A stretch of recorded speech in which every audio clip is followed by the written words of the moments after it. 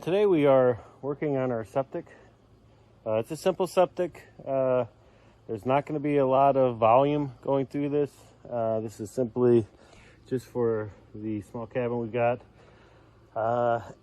So let's kind of walk through what we're doing here. The septic system that we're going to be using is going to utilize one of these IBC totes. They're 275 gallons.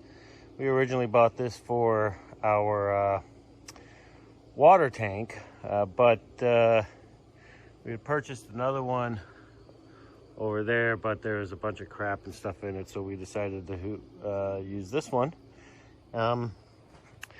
This is our pit currently that we dug for it. We had some pretty strong rain last few days, and so right now I'm just pumping this out. Once this gets pumped, we're going to level it out and get that tank inside.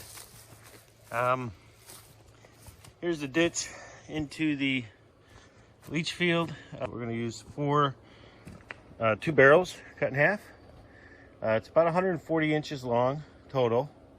And right now what I'm working on is just getting some of the clay out of there. And we're going to add some more rock.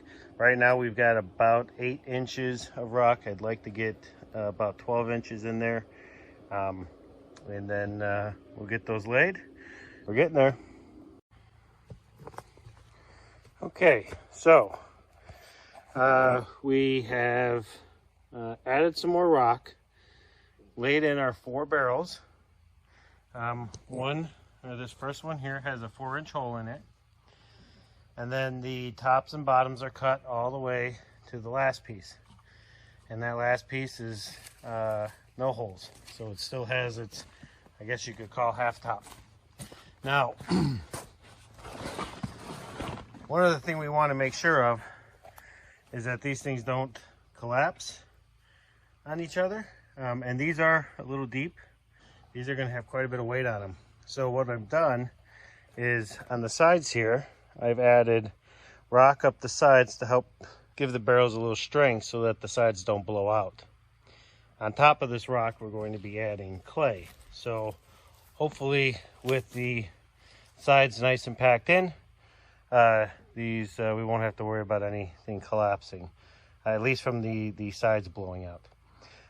In the front here, or at the end, I have put a relatively large rock, just simply to kind of keep this thing in place, over time, to try to minimize this thing from moving around in the ground here. So we've got one big rock here at the end, and then I also have another one already buried at the front of the leach field. So we're going to go ahead now and kind of backfill some of this rock and then go on to covering it. All right, so we've added some clay at the back end and at the front end. Gonna make sure that these barrels aren't gonna move. And again, there's the 4-inch hole where the pipe will go into. We've now laid some roofing paper down, and the only purpose of this is really just to keep dirt from falling in between each of the barrels. And now I'm going to start filling in the sides with some clay, and we're going to get it up, at least get a small layer there, and then we'll start working on the piping. And tomorrow we'll come and do a final cover with the tractor. So this project has been quite an undertaking, to say the least, primarily because we have a really high water table. So when we originally dug this, it filled up with water pretty good. So I had to wait for it to drop. Then I had to get my sump pump in here, pump the water out, let it settle for a day or two, so I knew exactly where the water line was, or water table was. And then I built my rock up above that. So we're about 12 inches of where the water table is. And this has been a really, really wet summer. So I'm pretty confident that in a normal summer, when hasn't been so wet, that this is going to work flawlessly. Also, even with it being wet, I did look inside it's still dry, even though we, you know, have a little bit of water still seeping in the big pit. I'll show that in just a second. Still dry, no water. So I'll kind of show you where we are now. So we have finished putting the initial, packing the initial, I guess, layers into the leach field here. We got the paper down, put rocks in to make sure that the barrels did not open up from the sidewalls, and then we packed it in with some clay. Now, coming out of the leach field is the drain pipe that's going to run from the septic tank exit into the leach field. So I had to fill in this hole. It's quite deep. Got it filled in though. Got the 4-inch PVC pipe relatively at the right angle that I want it to be. And now this is where the septic tank will go. Now, unfortunately, I can't put that in right now because a couple of things. Number one, I've got to get it drained. So I got to run the sump pump, which is fine. But more importantly, I've got to get this clay into that pit so I can level it out and then drop the tank in there, make sure that this exit pipe fits, and then run the pipe to the cabin. So still a little bit of work to do, but while I wait for tomorrow, which is when we'll get access to a tractor, we're going to work on the tank. So here is the tank we're using. It is an IBC 275 gallon tote. So we are using 4-inch, and so I can't get 4-inch in here. And when I cut my inlet hole, I can't get my 4-inch T-connectors in there. So what I had to do was I just basically cut this piece off, which is fine. Once I finish piping this, there's the exit. I'll go ahead and add some silicone on this, maybe some JB Weld or something. But there's not going to be any weight on the top of this. Basically, when this goes in the ground, we're going to put some plywood over the top, and then put the dirt on top of the plywood. So I think that that should be all right, but we'll see. There's 101 ways to do these septics out here, and this is the way that we decided to do it because it's with materials that we have. So let's get to it. So we have the tank in, and we've put gravel around the sides. One thing we did have to do before we set this in there was we had to throw a ton of big rock in the bottom to help with the clay floor. So now it's backfilling.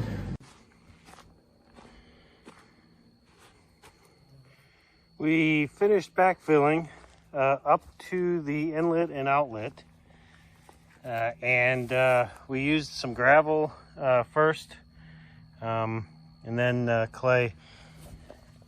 We also wrapped the tank with some roofing paper.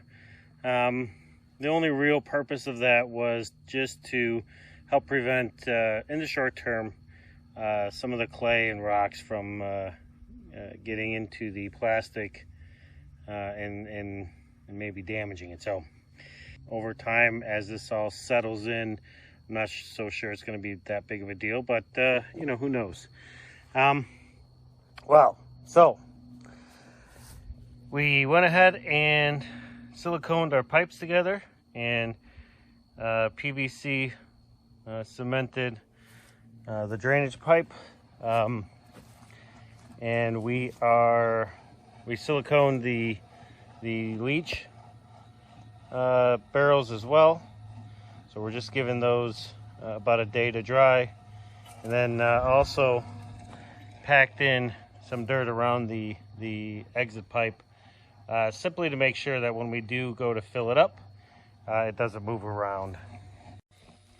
Now, some of you might be asking, why do we have a sump pump in a bucket over here? Well, right now, with all the new clay that we've put in here, it is basically leaking out of the clay, meaning it's starting to dry. And what happens, since we do have such a high water table, what I think is happening is that water is settling into the clay up here on the top.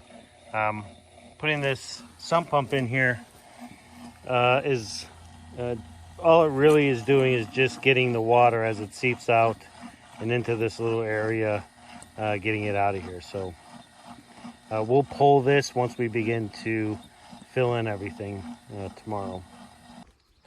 Hey guys, so we're now all complete with our septic install, other than running the pipe from the house to the tank.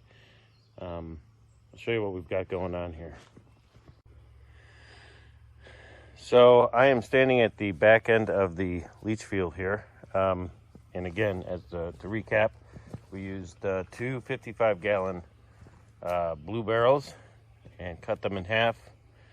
Set them in there, put rock supports all around them, packed them in there, packed the sides in with clay, big rock at the end, and a big rock at the beginning, which is right about here where this bucket is. Then filled it in, and we're pretty confident that it's going to perform for us. Now, we are a little, we do have an added benefit here that this area of the forest on the edge of the property here all drains that way.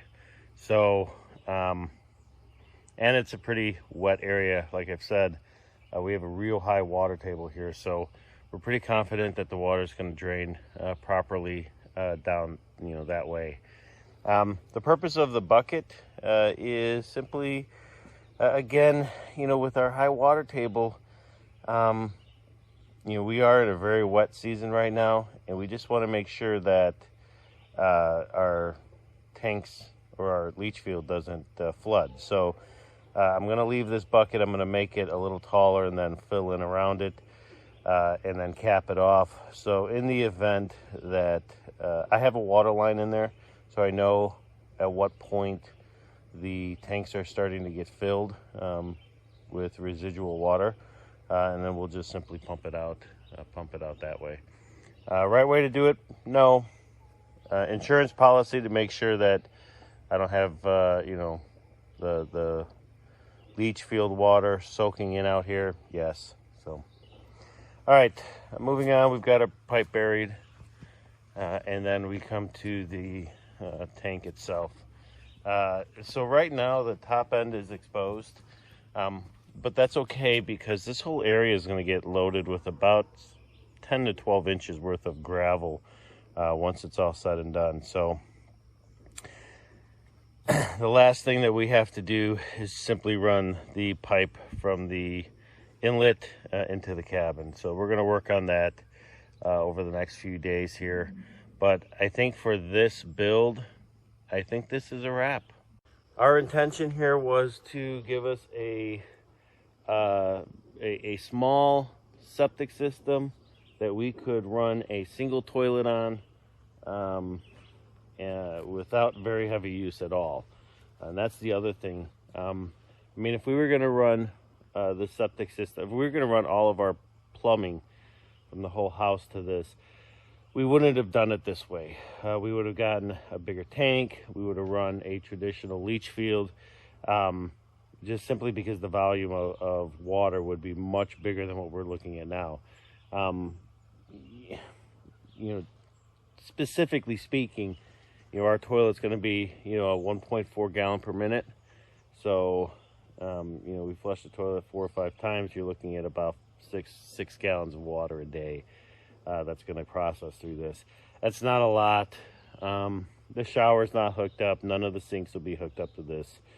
So I'm pretty confident, I'm very confident that this system's going to perform exactly the way we want. So, if you've got a cabin or a camp that you're looking to do a real simple system, this system works. overall, from a price standpoint, we paid about $25 for all the piping, the 4-inch pipe, and we paid about $300 for the tank from TSC. We were originally going to use the tank for one of our water storages, but the tank that we had planned to use for septic had a bunch of stuff in it that we can't get out of it, so we had to donate this one. All of the pipe fittings, I'd say probably 30, 40, 50 bucks, somewhere in there. And the barrels we got for free years ago. So I'm not sure. I don't remember when I got those. The 255-gallon drums or blue barrels. So all in all, we're probably in this, I don't know, 400 bucks maybe total for the satisfaction of a flushing toilet. Our original plan was to go with Nature's Head composting toilet. That was going to run us $960 with shipping included. So for half of the cost of that, we gave ourselves a running toilet, and we don't have to deal with the composting side of it. So we're pretty happy. I'll check back in with you folks through the winter. We'll see how it runs through the winter, and then in the springtime, I'll be sure to let you guys know how it's going. So I think that's a wrap for this project for now. Thanks for watching. Hit that like button if you haven't done so already, and hit that subscribe button. We do really appreciate all of the support we've been getting recently on our transition here, and we're looking forward to sharing more with you. God bless you. See you on the next video.